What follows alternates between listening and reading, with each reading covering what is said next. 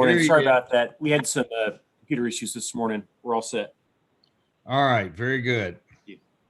And if you could hold for 1 second, just let me get the text from Alan. If everyone hold for a moment. We're live. Go ahead, Ben. Good morning, everybody. I'd like to call to order the regular meeting of October 20th, 2020 of the Kentucky State Board of Elections.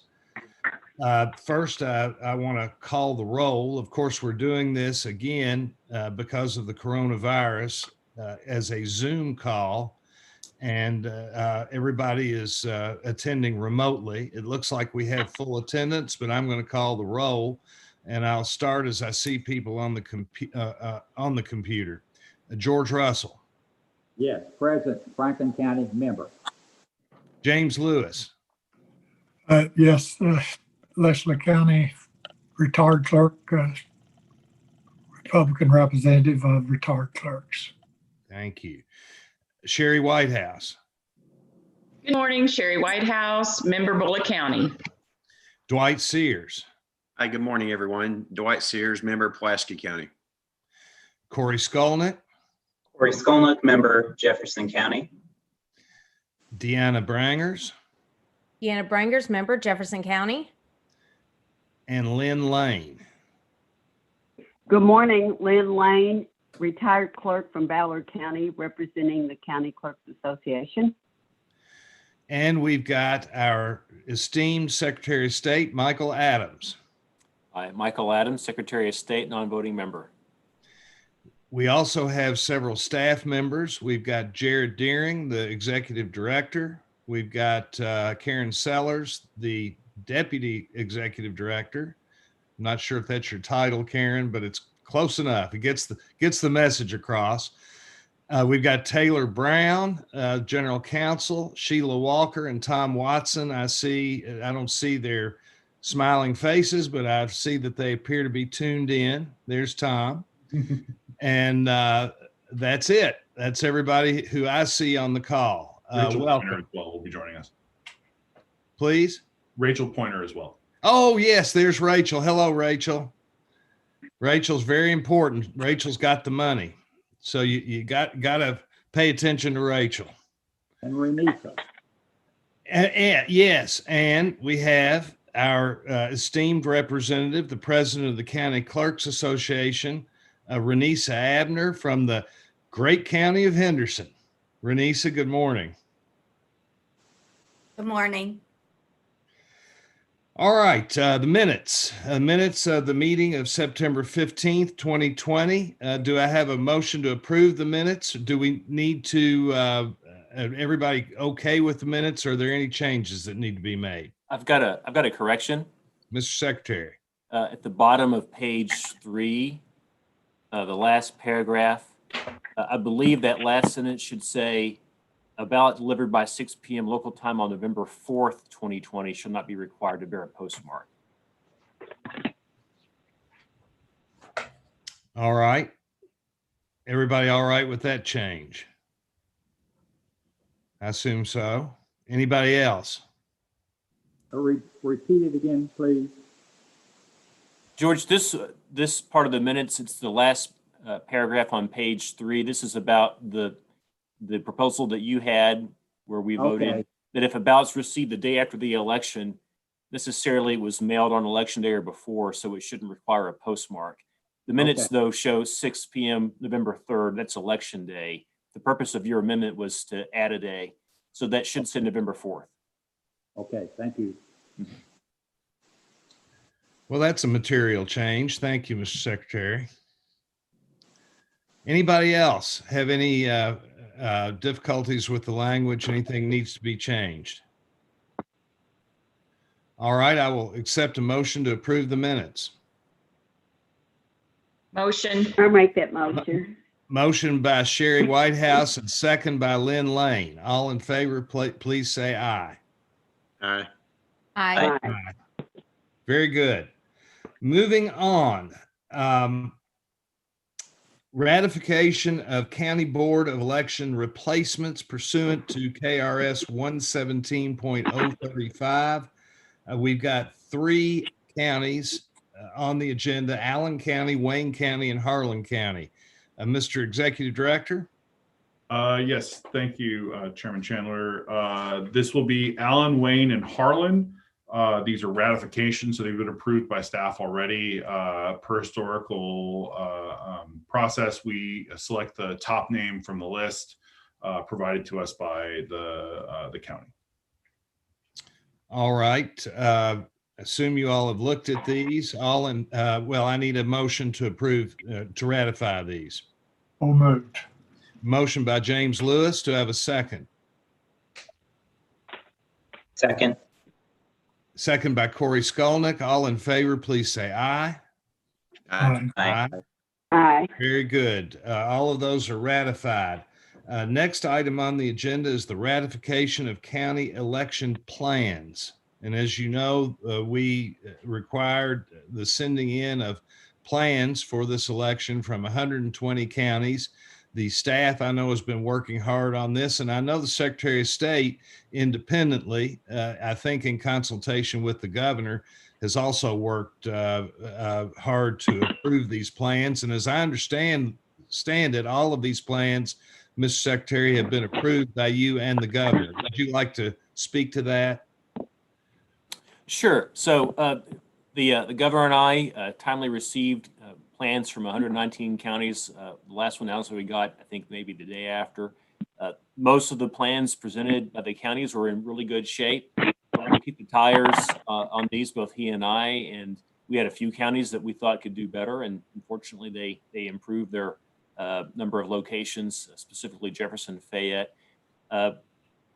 The board through staff gave sort of a provisional okay to these plans before sending them on to me and the governor. And so with the governor and I having approved all 120 plans, I think the role of the board at this point is to ratify those. Obviously, voting began a week ago, so we've been underway with the plans as preliminarily approved. Very good. Jared, do you have anything that you'd like to add to this? No, just thank the governor and the secretary for their work and the staff's work and helping to review these. When the board received these, we reviewed them, and then more than anything, what we wanted to do is make sure that the counties had provided enough supplemental information to allow the governor and secretary to be able to review them for merit. We had to contact a couple of counties just to ask for a little bit more information, which they were happy to provide for us. And we've sent those on to the secretary and governor for their ultimate approval. And then we're asking for a ratification today. All right. So we need to ratify all of those 120 plans. Does any other member of the board want to speak to this, have a concern, or want to consider any of the individual county plans? I think it's important that we also thank the clerks and the teams and the local boards, because I know it's been an exhausting process, and so kudos to everyone out there across the entire Commonwealth. Yes, thank you, Member Sears. It has been. And Renisa, would you like to comment on this? Because this is something that the county clerks, of course, have clearly worked very hard on, and it's a new undertaking for them in many respects. Yes, I'm very proud of all the clerks around the state for coming up with their plans well in advance of when we need to have them in place, and working so hard. It was kind of a difficult process, but we all came together and we presented the plans, and I'm so happy that Secretary Adams and the governor approved them, and that we're moving forward, and things overall have been very, very well with this election. Thank you. Well, I think there's going to be a whole lot of knocking on wood by all of us as we go forward, but so far it's quite remarkable. The job that the staff has done, the job that the clerks have done and are doing, and the job that you and your office, Mr. Secretary, have been doing, is just quite remarkable. I think it just amazing so far. But again, we got a lot of wood to knock on. We still got quite a number of days to go, and we'll all be ready to ready to put out fires when and if they occur. Do I have a motion to ratify these plans? I move to accept. A motion by Member Sears. Do I have a second? Second. Second by Member Russell. All in favor, please say aye. Aye. Aye. Any opposed? All right, the plans are ratified. We will move on to our financial reports now. And Ms. Pointer, it's all yours. All right. So on the first page there, I have given you guys your typical breakdown of your general funds. And I have included at the bottom the individual vendors that we're paying. I do want to make a note here that you're going to see your COT costs a little higher than previous, and you're going to also see your AT&T costs a little bit higher. That's due to the election. So we're going to actually move some of those expenses to the additional funding that we received for coronavirus relief. So you'll see that reflected. You'll probably see a credit coming up that'll happen in October, hopefully October or November, but you won't see that right now. Any questions about any of these monthly maintenance costs? All right, so if we move on, I kind of condensed this down for you so that on one page you'll see all of the balances of your HAVA Title I and then your 2018 and then your 2020 security grants. So those are all going to be on one page in one place.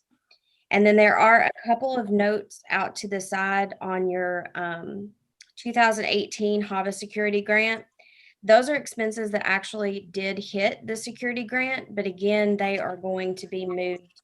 They've already been moved to the additional funding, but that was done after October the 1st, so it'll be reflected in the October report.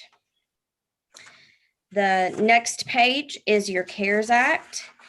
That is going to be fully expended by the end of, it reflected in the beginning of October. So you'll see that in next month, but the CARES Act will be fully expended at that point. Which page is that on, Rachel? It is on page 15 of your board packet. Okay. I think it might be appropriate now to thank the governor for approving this funding. This is quite a lot of money that we're going to have to expend to make sure that this is a successful election. And the governor has, and frankly, we should thank the Congress, but the Congress appropriated the money. The governor had the authority to spend it or not spend it, and he decided to spend it on this election. And I want to note that for everybody and thank him for making that effort, making it possible. And you can carry on now, Ms. Pointer. I will say, so the CARES Act report that is on page 15 is the original CARES Act that was issued, CARES Act funding that was issued to us from EAC. The coronavirus relief funds that you were just speaking about did not go in effect until we did not expend anything and rewarded that until October the 1st. So you will see an individual report on the coronavirus relief fund in next month's board packet. But if you would like some information on where we've stood at those, I can definitely get that if you would like to have it. The page 16 is a summary of all of the pages that I've included in the board packet and a running total. Page 17 is just a little graphic of where we stand on our interest. So every fund is represented there, and the backup documentation to support those graphs is on page 18. So those are the individual totals that combine those, but that's just a little visual.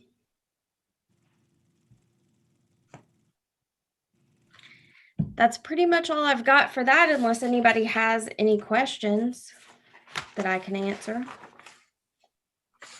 Questions, anybody? If there are any specific questions right now, I'd like to notate one that we accepted and received a $200,000 grant from National Vote at Home Institute, who provided us a grant to pay for all of our additional drop boxes that we purchased. We do have some supplemental drop boxes because the dates of having to purchase them in order for them to arrive on time, we had to purchase them well ahead of time before we knew exactly how many we would need. So we do have some surplus. My hope is that, you know, we can keep those in retainment for the time being, and hopefully they'll be put to good use in the future. We were able to release about Taylor, was it 5 or 10? I can't remember exactly offhand the number, but we were able to provide those. We didn't have to sell them as a state. What we did is had them returned them to the vendor. The vendor released them to Arizona. Arizona needed drop boxes.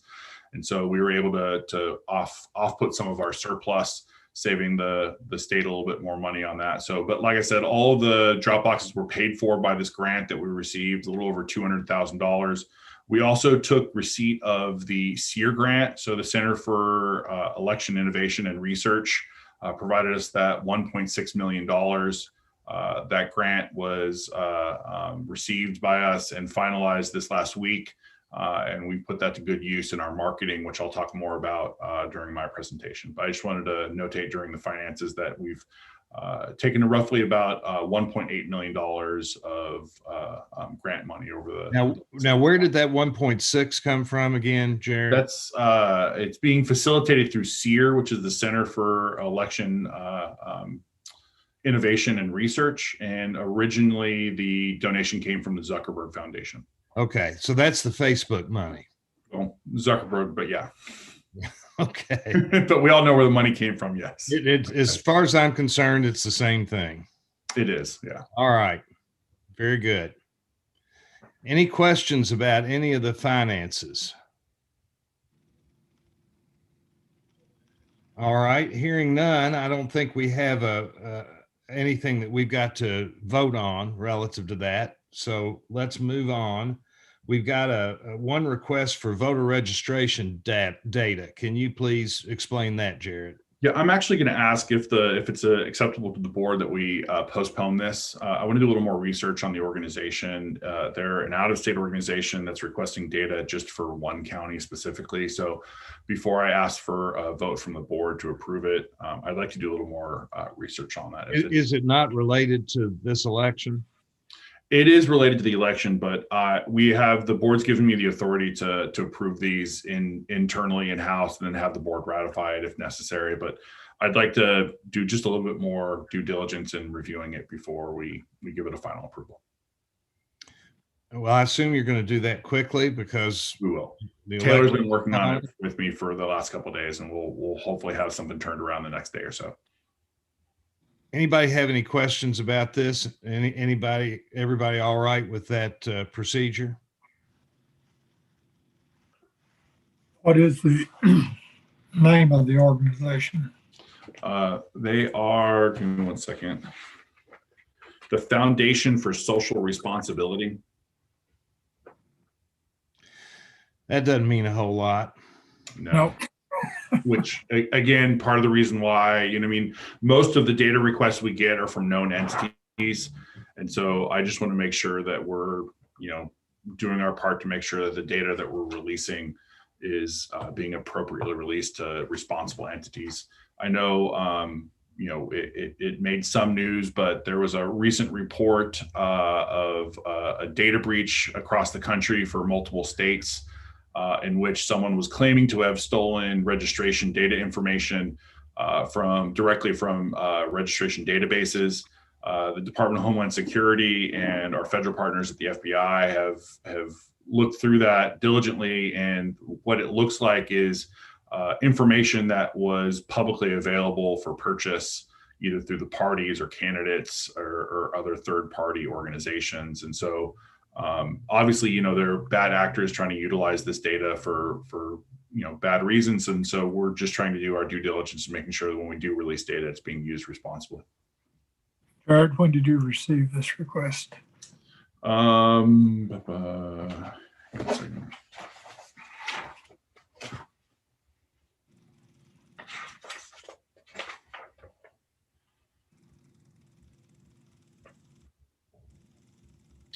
Looks like the beginning of the month. So we probably got it. I think it hit my desk about a week ago, a little less than a week ago, but obviously due to other conditions that we've been facing, it was not on the priority list. But that's why when I was reviewing it this morning, I just wanted to double check it again. So if the board would like to ratify this, it's absolutely to the board's discretion. But if you would give me an extra day or two just to do a little more research on this, I'd appreciate it. Well, I don't want to do anything without fully understanding it. So I think, at least my opinion is, you should go ahead and do whatever you need to do to fully understand what the request is and what the ramifications might be. Anybody else have a problem with what Jared wants to do? Everybody all right with that? Table this, Mr. Chairman. Yes. Yes. I move that we table it to the next appropriate meeting. All right, that's very good. We've got a motion from Member Sears to table it.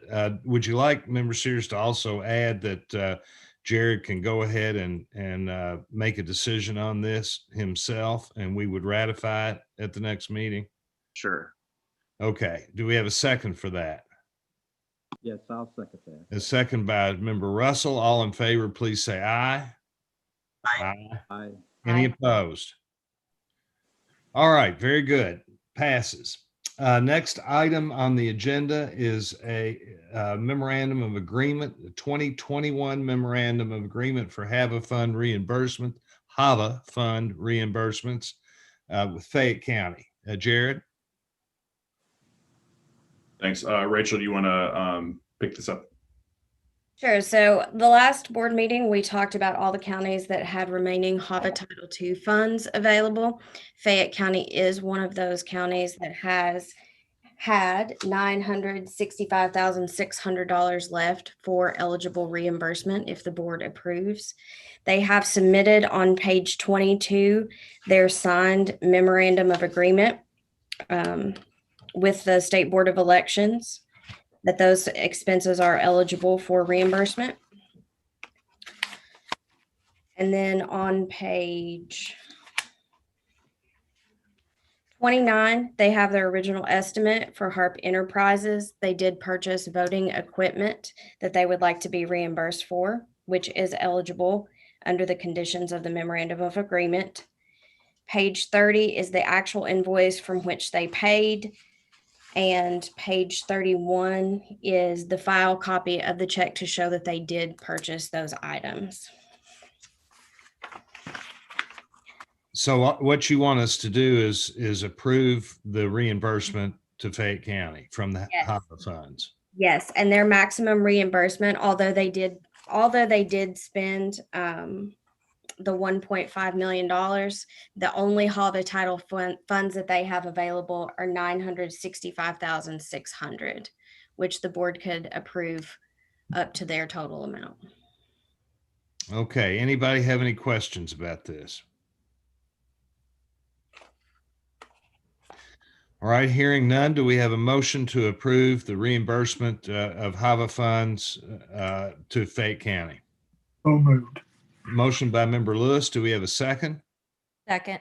Second by Member Brangers. All in favor, please say aye. Aye. Aye. Aye. Any opposed?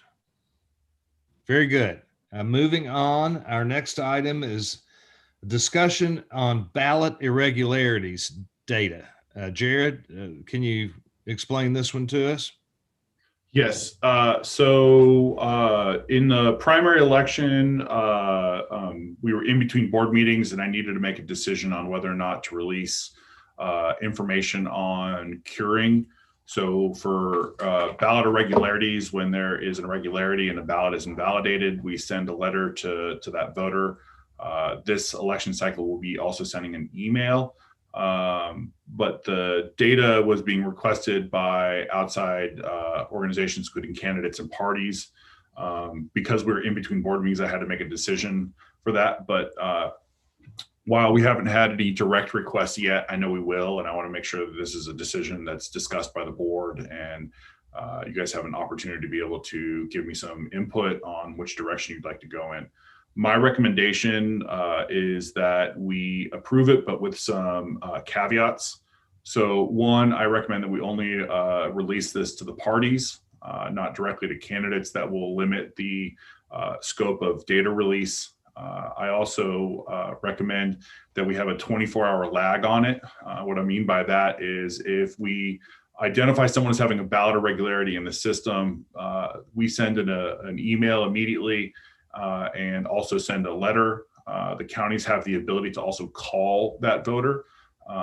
If we give a 24-hour notice or 24-hour lag to release the data, that will give us an ability to at least touch base with the voter prior to. If that voter cures their irregularity, then we'll remove that person's name from that public list so they're not contacted a second time after they've completed that cure. Any thoughts, any questions about this or any other comments that anybody might have? Mr. Chairman, I have a question, if I could. Yes, Member Skolnick. I was just wondering, Jared, if you could tell us, what do other states who have more significant absentee experience, how do they handle this question? Thanks for the question. I appreciate it. So I did an informal survey of my peers. It looks like for the states that do signature cures or cures for ballot irregularities in general, that they release this data publicly. There seems to be a little bit of a hodgepodge of how they do that. Some release it to the parties, some release to the candidates, some make it actually completely and fully public so that the counties actually will post these lists of voters that have ballot irregularities or ballot invalidations. I think this would be a fair compromise between kind of some of the practices that I saw. What I try to do in crafting this is take the best parts of some of the plans that I'd seen from other states. So one, we limit the data release itself to again have more protection of the data. We limit that to the parties, but that there's still a process that's open and fair here, and ultimately, the voters are being contacted both by the state, by the county potentially, and then also from the parties if necessary. Thank you. Chairman Chandler, Yes, Member Lewis. Jared, what is the benefit of releasing this publicly to everyone rather than just contacting the voter and let them take care of their business? So I think the brief answer is having a transparent election. So I think there was a lot of criticism in the past. This is the first time Kentucky has had a cure process. For the first time, I think a lot of people became cognizant of how absentee ballots were handled in the past, that there were a certain amount that were invalidated due to error or some process in which that the voter didn't complete that ballot effectively. Having a cure process is an important part of having a robust, healthy absentee mail process. And so the brief answer to your question is that there's a transparency in the voters understanding that every ballot that's sent has a process that is maintained and is effective, that it's fair, that individuals are not being singled out, that when there is an irregularity, that not only the voter is notified by the state, but that there's a process that holds the state accountable and the county accountable as well. You feel like there's no invasion of privacy of the voter in this case? No, because we're not. So it would be, in my opinion, and this is obviously something I've given a lot of thought to. In my opinion, it would be an invasion of privacy if we were giving their personal information out. So one, we're not releasing. Obviously, there's no way for us to tell or understand how that voter is voting. So the secrecy of the ballot is still sacrosanct. But voting history and voting credit is absolutely public. It's always been public. But this is something where the voter, if the voter intends to cast that ballot effectively, they should be given every opportunity to be contacted. And while the board is taking 2 steps and able to be able to do that by email and by slow mail, what we've seen in other states is that third-party organizations, including the parties, can be really effective in chasing ballots and making sure that voters understand that their ballot was imperfectly cast and that they have an opportunity to cure that to make sure that their ballot's counted effectively. Jared, how quick will they have this information? Will the So within 24 hours of the ballot cure, I'm going to touch base with my IT team. It might be that if the board does follow my recommendations of only giving it to the parties, I'll work with the parties as well to kind of determine what the cycle should be of release of that information. And so more than likely we would either release it with the other information that we're giving the parties right now on Tuesdays and Thursdays, or create some other schedule that would be amenable to the IT staff. Would the clerks or the local teams have first priority to make that first contact? And if they weren't able to make that first contact, then send that information over to the party? I mean, instead of actually being live? Yeah, that's why I'm saying I think we should have a lag period between the time frame in which the voter is contacted by the county and the state, and then ultimately when that data is then released to the parties. As I understand it, the problem we've got here, of course, is that we have an unusual absentee voting situation this year, unlike anything that we've ever had in Kentucky history. Typically, Kentucky has the lowest or close to the lowest number of absentee votes in the nation. Is that correct, Jared? In a typical year? Yeah, one of the lowest in the country. Yes, because of our restricted absentee process, very restrictive absentee process that we've had over the years. Normally, we have very few. This is not really a big problem. But this year, because we've expanded absentee voting due to the coronavirus emergency, we've got an unusual and singular situation, a unique situation. And my view is that what we want to make sure that anybody who goes to the trouble of voting we ought to go out of our way to make sure that their vote is counted. We don't want to spoil votes if we don't have to. That would be my attitude toward it. So I think that's what this is an effort to do, is make sure that people who make an attempt to vote actually do have their vote counted and they don't just get rejected easily. We make a special effort, and the parties ought to have an opportunity to try to get those cured if possible. Chairman, Yes, Member Russell. I agree completely, and I'll make that motion I know some of the counties last time, up to 5% of the ballots were disqualified. And I think our job is to try to make every vote count. So I so move. Well, good. We have a motion to approve this procedure. I totally agree with that, George. I think this board is here to try to help people get their votes counted. So I feel very strongly about this. Do we have a second?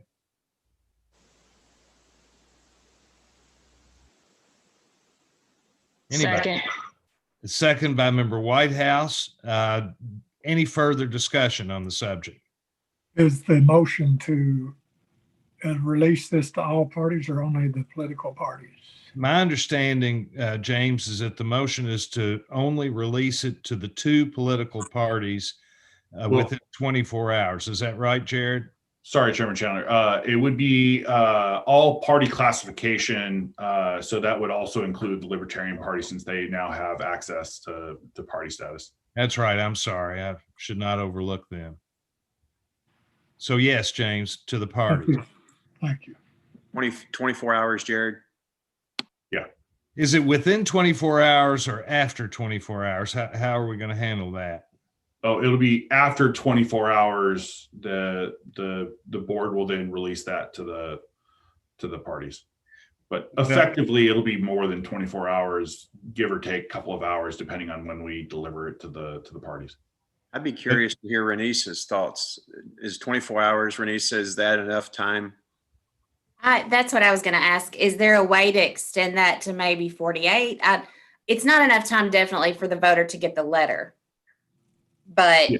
you know, and not Sure. all not all people do we have the emails or the phone numbers. So potentially this could be the first, the first time they're hearing about it would be from a party versus an election official. Well, and the problem with the letter is that as we get closer to election day, we might not be able to cure it all through that means. We might not have time. And some letters may take 5 days. I agree that 24 hours seems like it's not enough time. So if I may, I would like to move to amend George's 24-hour motion to include a 48-hour period.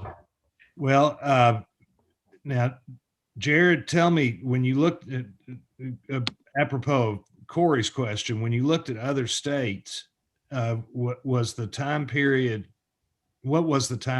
generally?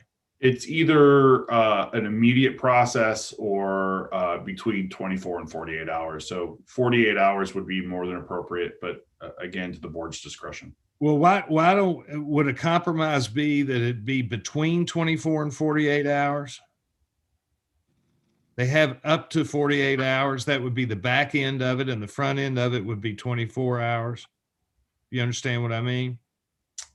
Yeah, I just like on a theoretical basis that makes sense, but like in a logistics practice, more than likely. So that everyone understands how the process works. When a clerk invalidates a ballot, they do so on VRS. At the end of the night, we'll aggregate that data at the state level. We'll take that data, and then an email is sent out almost immediately. It takes about an hour after the ballot is invalidated for an email to be sent out if the voter's given us their email. For most voters that applied for the absentee ballot, we have their emails. We included that as an option to give us that data when they provided us their information.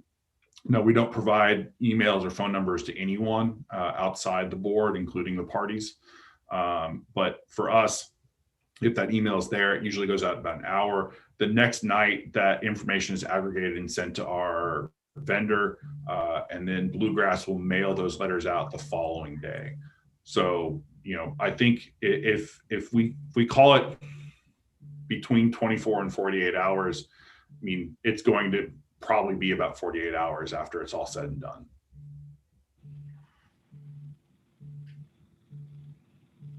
Anybody have any questions about that?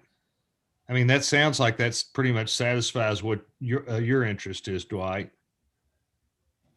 Yeah, there's just so many moving parts. 24 hours is, I mean, it's just a blink of an eye in this process, I'm sure, and the clerks are so overwhelmed as it is. Yeah. Me personally, if something were to happen with my ballot, I wouldn't want to be on any kind of list if possible. So an additional 24 hours maybe gives that opportunity for me to not be included on that list, per James's concerns earlier.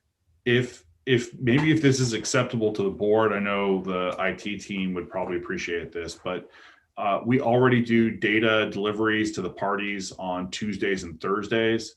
So what we could do is release this information on Tuesdays and Thursdays. If it's someone who is released on the weekend, obviously they would be for that part of that first tranche that would come out Tuesday, which would be more than 48 hours. If it's someone on Tuesday, they would be released on Thursday, again, another 48 hours. The only variance there would be is someone that would be flagged on a Thursday, which means it would be over the weekend, and then they would be contacted on Tuesday. I think that would ultimately, to Corey's, or not, sorry, Member Skolnick, but to Dwight's question, I think that would give some lag time there, but also still have a process that was continually rolling and make sure that we were effective in getting that out, but also giving the voters time to be contacted by the counties and the state. Well, we're all on a bunch of lists. It takes about half my day just to clean out my emails of all the lists I get on. And nobody likes that. On the other hand, the countervailing concern is that if I'm a voter and my vote has been spoiled for one reason or another, I also have a tremendous interest in making sure that my vote gets counted. So you've got countervailing concerns here. Nobody wants to be on a list, but at the same point, at the same time, everybody wants their vote to be counted. And we're trying to make sure that we have ample opportunity for people to find out that their vote has been spoiled and that they have an opportunity to cure it. And that's I agree completely, Mr. Chairman. I just think if we could do it on a local level versus a state, that to me, that's where my motion to amend is coming from. I'm not sure now how doesn't the state board is who sends these notices out, right? Well, there's a couple processes. So the state would send, so as soon as the ballot is invalidated, about an hour later, we send an email to the voter if we have that email. That night, we aggregate the data and we mail that group, that larger aggregated group, we mail them a letter the following day. At the county level, the counties, if they have their phone numbers, have the ability to contact them as long as it's uniform. And a lot of the smaller counties have the ability to do that. Some of the larger counties, the numbers, the scale is just not quite there. And so I think there's a balance there where the smaller counties have a little more effective process in being able to do this. The larger counties could use some help. And that's why ultimately, I think any problems I would have in releasing this data, I think it's to the benefit of some of those larger counties that just quite don't have the resources to be able to do this on their own. So if anything, it creates a little more uniform process, but I do think there should be a brief lag period there in which, we give the county and the state the ability to reach out to the voter, give the voter an opportunity to come in and vote or cure that through a form. And then ultimately, if they don't, the secondary backup would be releasing the data to the parties in an equitable way. All right. Can we get agreement on 48 hours if we get the information to voters parties, the Democratic Party, the Republican Party, and the Libertarian Party, if they get that data within 48 hours, does that suit everybody? Mr. Chairman, yes, I will change my motion. Okay. George has made a motion that this be done within 48 hours.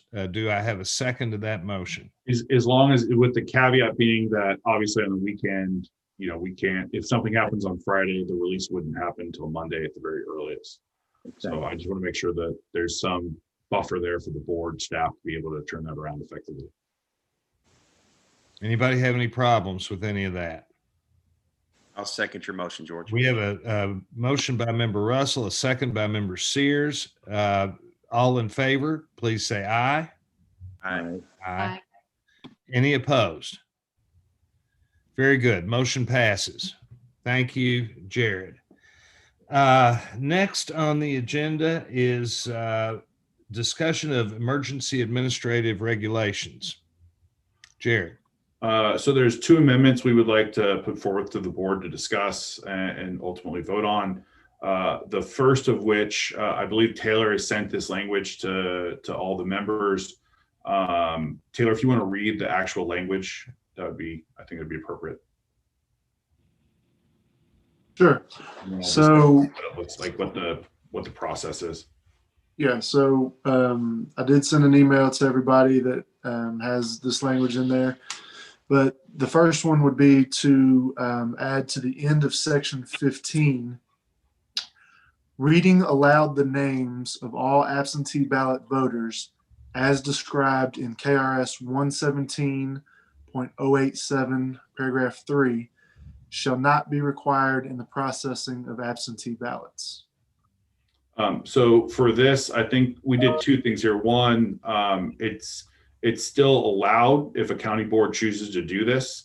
However, it's not necessary. And the reason for that is, one, we're talking about 650,000 roughly absentee ballots that have been applied for.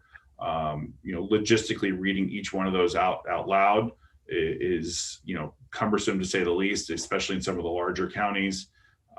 However, there's a security control in here, which is the parties and candidates have these names already, which means that this is not a transparency issue. It's more of a logistics of how do you process thousands of absentee ballots. We still have observers. Many of the counties are putting their processing on camera and posting that publicly for anyone to watch. So there's I think an appropriate amount of checks and balances here, but logistically, a county like Jefferson reading out hundreds of thousands of ballots would just not necessarily work. Jared, what you're basically saying is that we've got a process in place that requires names to be read out based on the thought that we have very few absentee ballots. Yeah. And in this particular case, this year, we have so many, it's different, and we have so many that it's not reasonable to expect the names to be read out. Now, in some of the smaller counties where the boards are still acting as the processing committee, if they feel that this is appropriate for their process, there's nothing limiting them doing that. I just want to make sure that there's an effective process in place for some of the counties that might need to be able to process tens, if not hundreds of thousands of ballots. The entire point of this is transparency, right?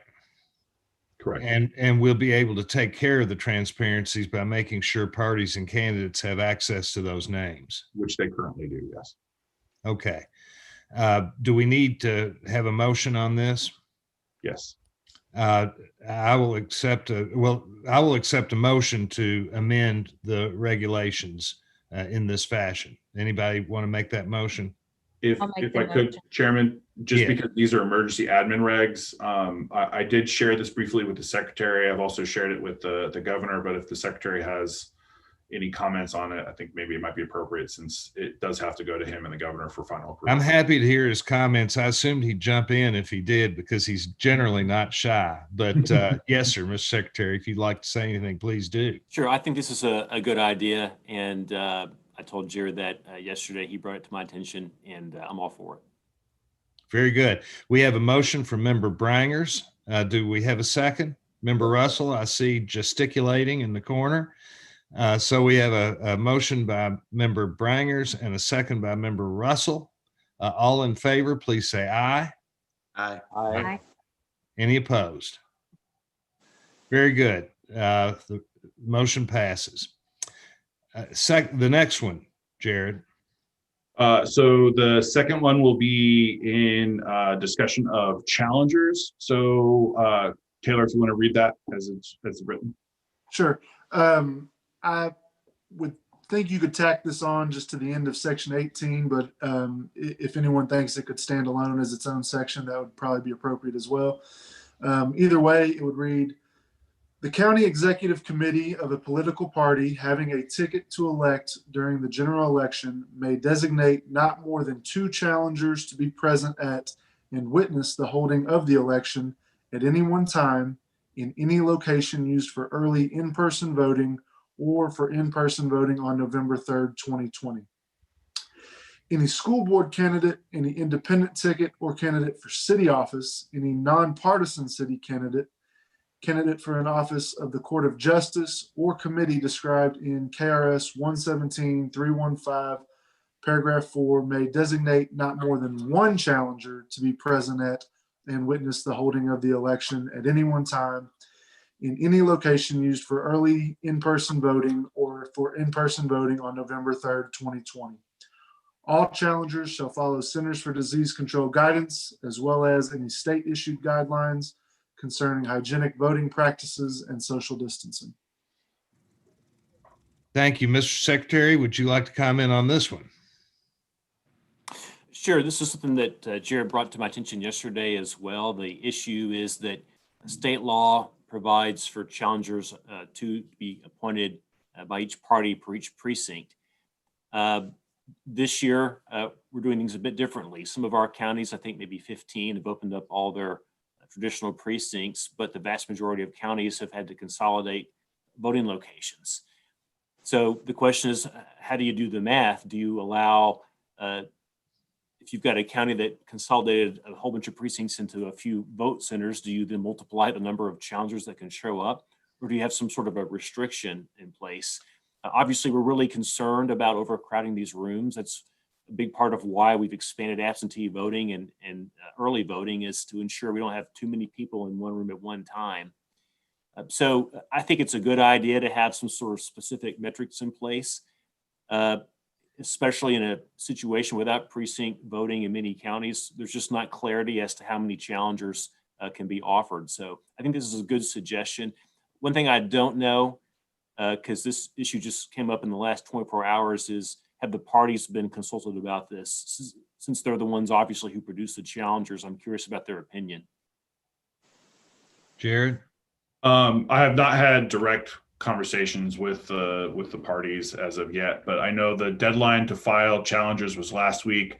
The only thing I've heard necessarily from the parties is one, that there are not that many challengers, and two, what I have been told indirectly was that through county clerks is that their plan is to have at least 2 in some of the locations and then swap them out at any given time.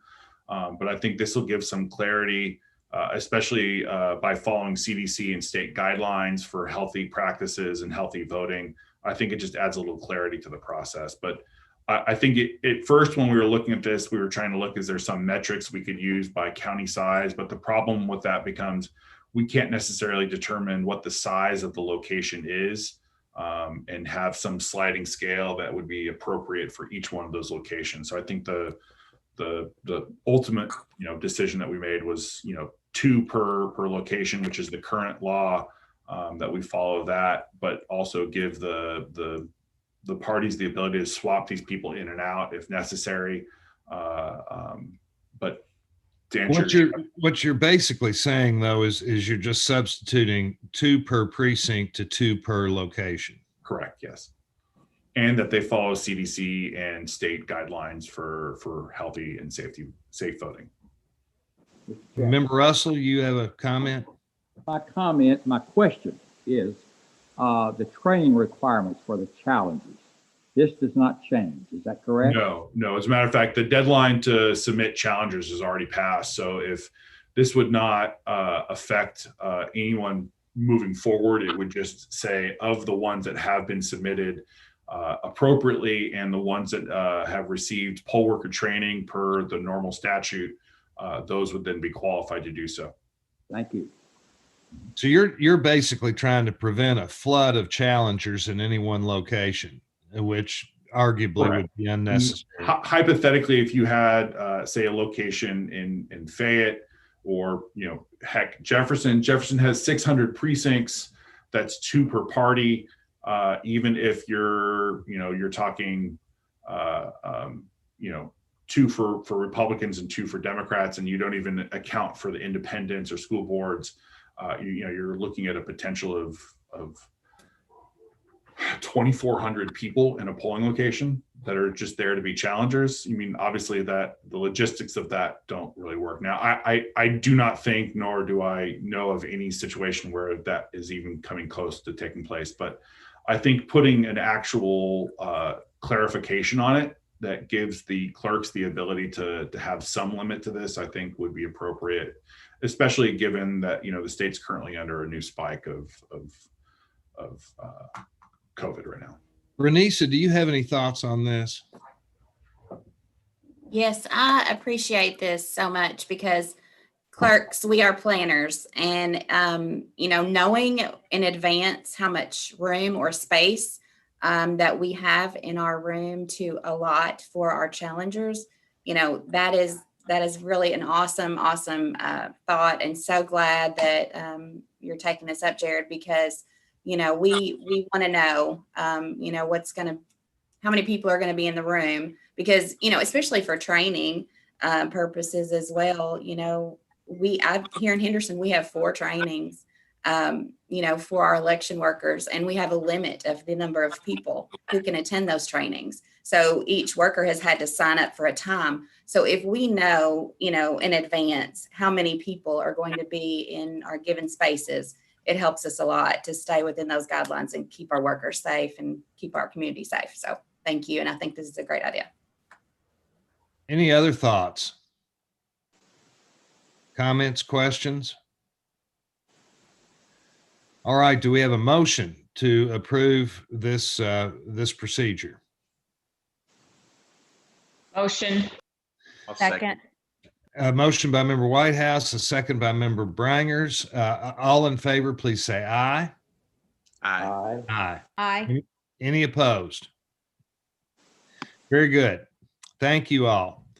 Now we move on to reports from first the county clerks. Renisa, this is your time. What you got to share with us? Well, I don't really have a presentation other than to say, voting in Henderson is going really, really well. We've What had, does that mean? Are you ahead of schedule? What do you well, think? we, as far as really well, I mean, with little problems, and we've had 4,355 people vote early. So that's amazing. I have 2 locations. The very first day of early voting, we did have lines in excess. I'd say the longest was about an hour, which is very unusual here. But after that first day, I think everyone was just really excited to get moving and get going and get their vote in that very first day. But since then, it's just been a steady flow of people every single day. And the wait is probably, maybe 10 minutes, if at all. So that very first day was like, whoa. But, after that, it's just kind of leveled off, and it's been a really good turnout here so far. Our mailed ballots issued, I think we have like 5,300. So, and that's a couple thousand less than what we had in the primary. So everything is working out really well as far as Henderson's concerned. I would suggest too that all of these changes that were voted on today, as far as the regulations are concerned, that we have a training that state board, Jared maybe can facilitate a training on these for the clerks, just to make sure that we're all on the same page and we know of the changes that we have to, abide by. Renisa, it went out yesterday, but there's a clerk's training on Wednesday. Okay. At I believe 3 p.m., which will we specifically had it for Wednesday to make sure we can cover any ground that came up for today. Perfect. Thank you. Thank you very much. Mr. Secretary, you're up. Thank you. I'll be really fast. I just want to thank everyone for what is so far a very successful election. I think for June, I was cautiously optimistic, maybe more cautious than optimistic, and that election succeeded by, certainly at least beyond my wildest dreams. If anything, I think this election is going even more smoothly, which I didn't think was possible. We're only a third of the way into it. We've had a week of early voting. We got 2 more weeks of voting, but everything has gone pretty swimmingly. Jared will have fresher numbers than this, but as of the close of business on Saturday, we had 339,000 Kentuckians who had returned their absentee ballots. That's good news because we've really been pushing, the governor has, I have been pushing people to go ahead and get those ballots back. Because of concerns about the post office, we just don't want anyone to be disenfranchised by waiting too long to get a ballot back. Even though they can wait until November 3rd if they choose, we're encouraging them not to do that, to go ahead and get them back. So that's really amazing that we've already got more than half of that absentee vote in 2 weeks before the election. It's pretty significant. We've also had, as of Saturday, 263,500 Kentuckians that have voted early. You do the math, that comes out to between 50 and 60,000 people a day for each of the first days of early voting. That's really good. If we stay on that pace, that'll put us at over 1 million voters voting in person for November 3rd. So then if you take the absentee total and you take the early voting total, that's most of the vote.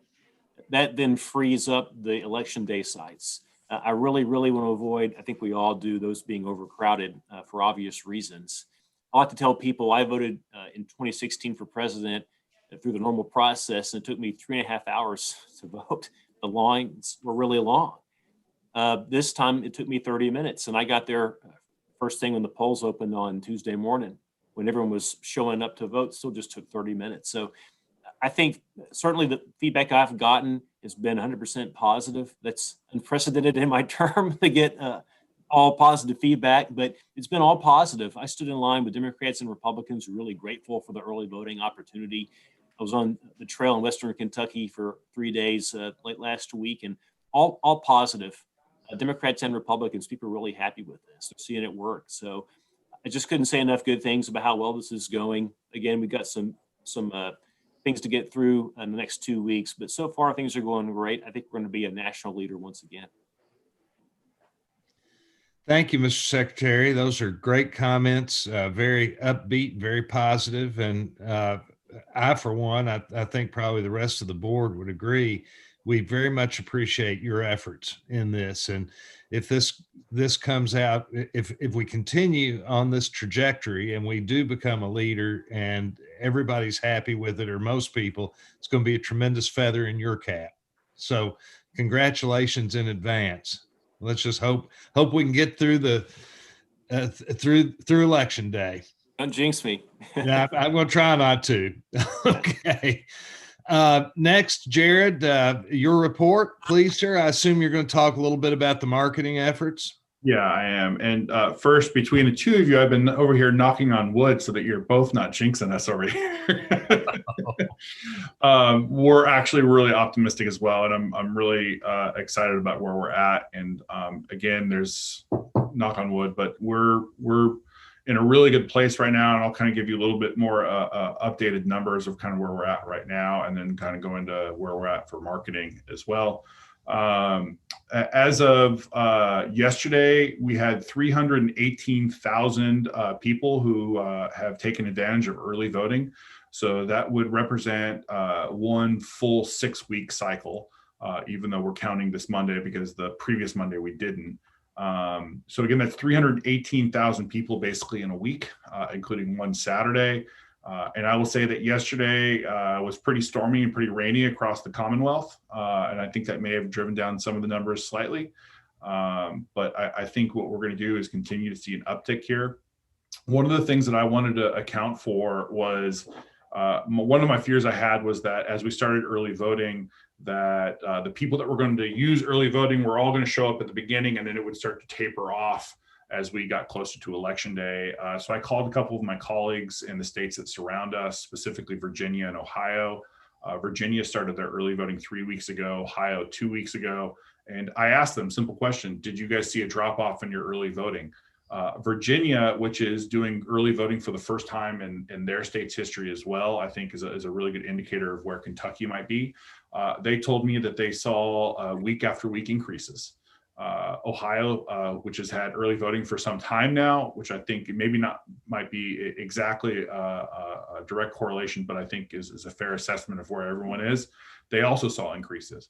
So I think what's happening here is word of mouth ultimately is getting out that it's been a really effective process. We've heard nothing but really good things from the counties and voters that have gone in, early in the morning. There tends to be a little bit of a line when people are lined up waiting to get in, but then they can process through effectively. But we're seeing, practically no wait times in almost every county to be able to get in and cast your vote early. And I think the marketing that we've been pushing, and I'll get to this in a second, I think has reflected that and really pushed that narrative that voting early is the same as voting on election day. And so we'll get to that in a second.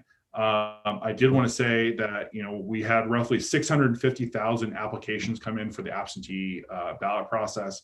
I think our initial projections would be 750,000. I think there was a little bit of a taper off. I think it hit pretty well in the beginning, and then ultimately we didn't see a spike at the end, which I think would have gotten us closer to where our projections were. But at 650,000 applications, that puts us in a really good place to be successful. I think it alleviates enough of the pressure off of the other two voting systems that we can still have a really good chance to be successful. As of this morning, 378,000 ballots have been returned, and the counties are doing a really good job in processing those and getting those up to date and making sure voters kind of can be aware that their ballot's been returned. Any voter that's interested can go to govoteky.com to track their ballot status and determine exactly where that's at. The board is also taking an extra step this year in contacting voters, letting them know where their ballot status is by email if they gave us their email. So we've sent a notification to about 100,000 people about a week ago, letting them know that their ballots had been sent out and they should be expecting those in the mail and to return them as soon as they could. And then we're also going to start sending emails back to voters, letting them know that their ballot's been received back to the county clerk as well. I think that should take some of the anxiety from the voters off and ultimately decrease the number of phone calls that are being generated to the county clerk's offices. Hopefully leaving those lines open for other voters who are just trying to find out where their locations are for early voting. Again, we're in a really good place right now. I'd like to really highlight the fact that the clerk's just doing an incredible job right now and Jared, really working very long hours. Yes. May I ask you very, very quickly what the latest numbers are? You gave the 378 for absentees returned so far, and that's out of what 650 or plus that have been requested. Yep. What do you have early voting numbers? Yeah, statewide? 318,000 as of this morning, or 318 as of yesterday. So that gets us up to about 700,000 roughly. Yep. People who have already voted. Yep. How does that? What are the expectations for the total vote at the end of the day? So at the end of the day, if the models hold, we expect to see about 2.5 million voters or 70% turnout. I think there is some chance here where that could go up as much as 73% statewide. I'm still kind of holding to that 70% calculation right now, and ultimately, when we start to get some more numbers in the next few days, I'll be able to refine that model a little bit. But I think it's fair to say 2.5 million voters right now. We're closing in on a third of the people having already voted. Correct. George? Yes. Do you, of the 378,000 absentee voters, do you have a number of how many need to be cured? I can see if Tom can pull that for us, but that's a query in the system that we would have to put in and pull out right now. But I don't have it right in front of me, but it's something I can probably provide to you.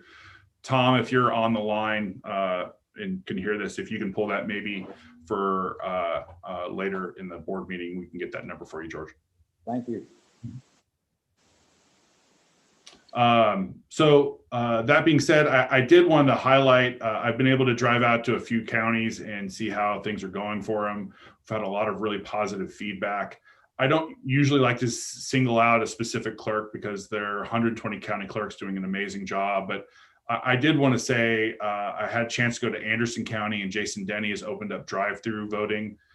He has a very large work shed for his county that has 8 drive-through bays in it. He's opened up 4 of them.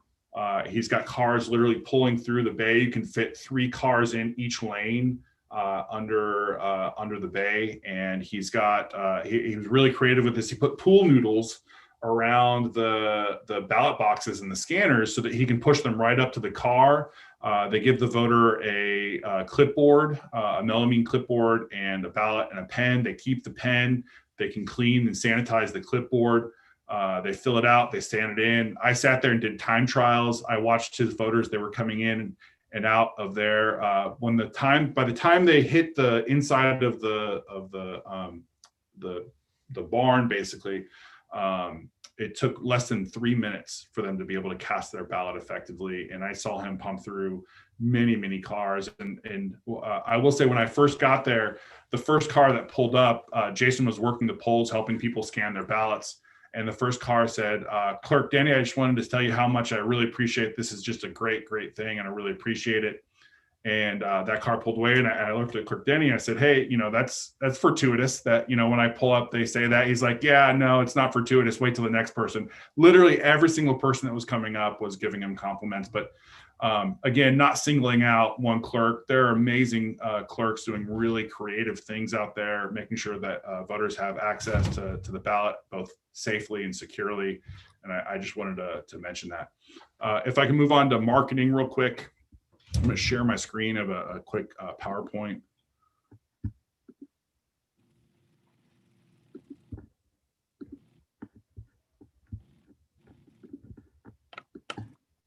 Can everyone see my screen? Okay. So I just wanted to give everyone a brief understanding where we are for marketing. Obviously, this is the first time the state board has actually had a marketing campaign to market an election. In the primary election, we sent a postcard to every single voter notifying them of the changes of the election. But in this election, due to the complexities of the election, we thought a marketing campaign would be a little more effective. First things first, we took that $1.6 million of SEER money that we took and we put that towards marketing. The governor provided us $1 million. So we had a start of $2.6 million. We took 500,000 of that and we sent it down to the counties for the counties to use for local marketing. Obviously, the counties know their local communities a little better than we do. And we wanted to give them a way to be able to market. We gave the counties the ability to send postcards if they wanted, and if they wanted to market by other means, that they would just send us their plans of what that would look like. Some were sending postcards, some were putting out local radio ads, some were putting out newspaper ads. So they're being really effective with that money. And then on our side, I wanted to thank the Secretary, Chairman Chandler, and Member Brangers for being a part of a subcommittee for marketing. They've taken multiple meetings at this point, and I appreciate their time. So just to kind of go into a brief, we hired a company out of Louisville called Red 7E. Sorry. They are a company that's had statewide experience across the entire Commonwealth, both rural and urban communities. And so when we sat down, we gave them several target audiences. One, obviously, all eligible voters. So all adults over 18 was the primary target audience. The secondary were senior voters, rural voters over the age of 18, and African-American voters. The idea they bring, making sure that we are contacting communities that don't necessarily receive their media from traditional means, wanting to make sure that all voters in Kentucky had access to some understanding of how the changes in the election would take place. Obviously, we focused statewide, and that varied by what type of media platform, but we started October 13th, and we're moving through all the way through November 2nd. We had broadcast cable television, and I'll play you a quick spot in a second so you can see what that video looked like. We spent about $850,000 of our budget on that. Radio totaled 356, newspaper 350,000 roughly, and then bus shelters and billboards about $50,000. We also did some digital audio streaming, display, which would be YouTube, Hulu, pre-roll video. Again, YouTube as well as Hulu and other digital streaming platforms. We found to be pretty effective for that. This is what our print ad looked like. Again, we were pushing the idea of early voting, avoid crowds, be safe, vote early. It's the same as voting on November 3rd. The small print here reads, due to the coronavirus, many Kentucky communities have had to reduce the number of polling locations, and a record voter turnout is expected this year. That's why the Kentucky State Board of Elections is urging all Kentuckians to vote early in advance of November 3rd.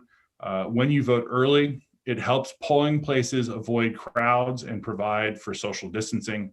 For more information or to find your early voting location, go to govoteky.com or call your county clerk directly. You don't need an excuse or an appointment. Vote October 13th through November 3rd, including Saturdays. Kentucky State Board of Elections, when you vote, Kentucky wins. This was our prime mover that we put out in local newspapers around the Commonwealth.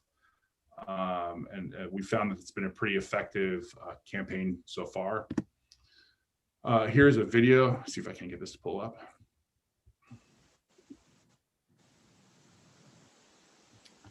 My apologies, give me 1 second.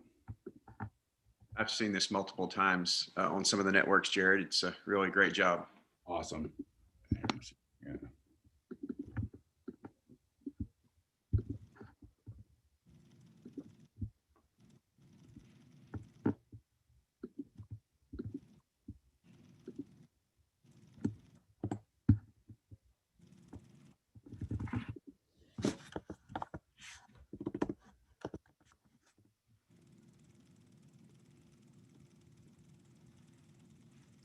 Is that playing for everyone? Can I get a thumbs up? Okay. No audio. Might have to, You got to start it. yeah, hang on. Okay, here we go. The 2020 election is underway in Kentucky. Record voter turnout is expected, and counties have a limited number of polling places. So how can you avoid crowds and social distance? By voting early. Vote in person October 13th through November 3rd, including Saturdays. Voting early is the same as voting on Election Day. When you vote, Kentucky wins. Paid for by the Kentucky State Board of Elections.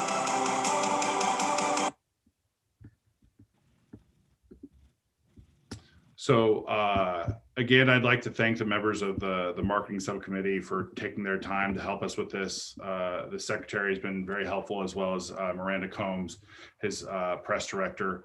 And again, the team at Red 7E has done a really remarkable job for us, especially in turning these things around as quickly as we've needed them turned around. They've been a really great partner for us and really effective in getting these out in a very professional quality as well. Any questions? Jared, how Hey, much Jared. money would you say of that 2.6 million went to the county clerks? 500,000. 500,000. Thank And you. we split Sorry, that up by Mr. population Secretary. size. Hey, Any can I other just, Yeah, excuse me. Go ahead, Mr. Secretary. I just want to note real fast for everyone watching that Red 7E is not a Republican consulting firm, despite the name. Don't let that fool you. We were very scrupulous about making sure that we utilized a company that was not a Democratic company or a Republican company. We wanted to be totally fair. A lot of companies are affiliated with one side or the other, but this is a company that's neutral and actually is already on state contract, which meant that they could get up to speed much faster in terms of procurement and so forth. Just want to clarify that. And I want to pitch in that we had Democrats and Republicans on this subcommittee trying to put this together. And it was extremely important for us to do just what the secretary said. And we think that the message that you just saw, which is the message that's running, is as nonpartisan as it can be. And that was the goal. Jared, you have anything else? No, the only other thing I would do is give a quick update that we've had several counties have COVID that have hit their county clerk's offices, unfortunately.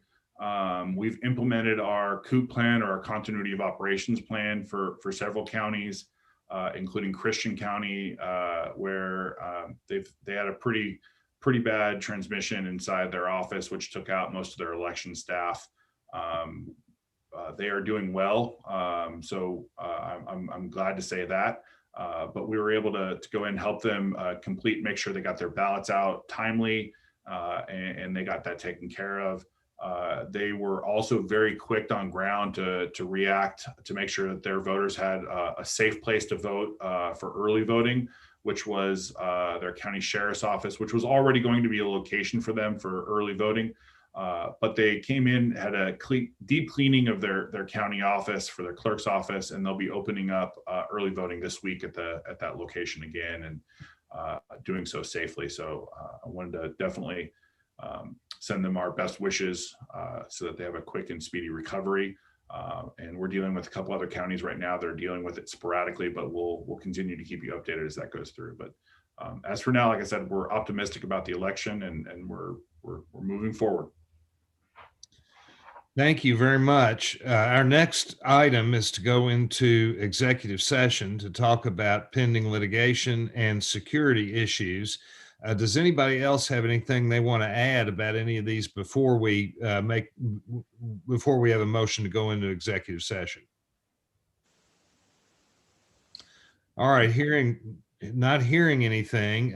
First, I want to tell everybody who's watching that we will be going into, I think, executive session here momentarily, and we will return from executive session, but most of the business, if not all of the essential business of the board, has been done today. We will come back for, in particular, just setting a date for the next board meeting, and the next official board meeting is going to be on election day, unless we have a need to meet prior, in which case we will inform the public within 24 hours of the meeting, or 24 hours of the meeting for sure. I'll take a motion now to go into executive session. So moved. Motion by member Lewis. Do I have a second? Second. Second, was that member Sears? Corey. Corey, member Skolnick, thank you. Motion by member Lewis, motion by member Skolnick. We will now go into executive session, and thank you very much. If everyone